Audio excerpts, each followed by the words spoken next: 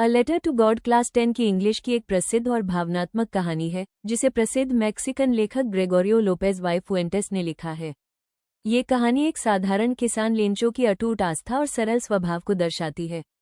कहानी की शुरुआत लेंचो के एक छोटे से घर से होती है जो एक पहाड़ी की चोटी पर स्थित था। वो अपने परिवार के साथ रहता था और उसकी पूरी आजीविका उसकी फसल पर निर्भर थी। उस वर्ष उसकी फसल बहुत अच्छी थी और उसे केवल वर्षा की आवश्यकता थी। एक दिन आसमान में बादल छा गए और बारिश शुरू हुई। लेंचो बहुत खुश हुआ क्योंकि उसे लगा कि उसकी फसल अब लहलहा उठेगी। लेकिन कुछ ही देर में बारिश तेज ओलावृष्टि में बदल गई। बड़े बड़े ओले आसमान से गिरने लगे और पूरी फसल को बर्बाद कर दिया। खेत सफेद चादर से ढक गए और एक भी दाना नहीं बचा। फसल के नष्ट हो जाने के बाद लेंचो बहुत चिंतित हुआ क्योंकि अब उसके परिवार के पास खाने के लिए कुछ भी नहीं था। फिर भी उसका विश्वास भगवान पर अटूट था।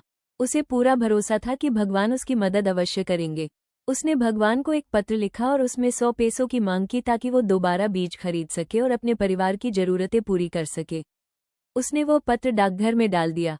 जब डाकिये और पोस्टमास्टर ने वो पत्र पढ़ा तो वे उसकी सच्ची आस्था और भोलेपन से प्रभावित हुए।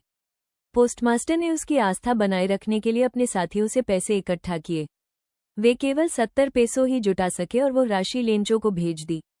जब लेंचो ने पैसे गिने तो उसे पूरा विश्वास था कि भगवान गलती नहीं कर सकते।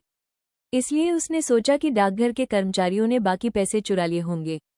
उसने फिर से भगवान को पत्र लिखा और बाकी पैसे भेजने का अनुरोध किया। साथ ही यह भी लिखा कि पैसे डाकघर के माध्यम से न भेजें क्योंकि वहां के कर्मचारी बेईमान हैं।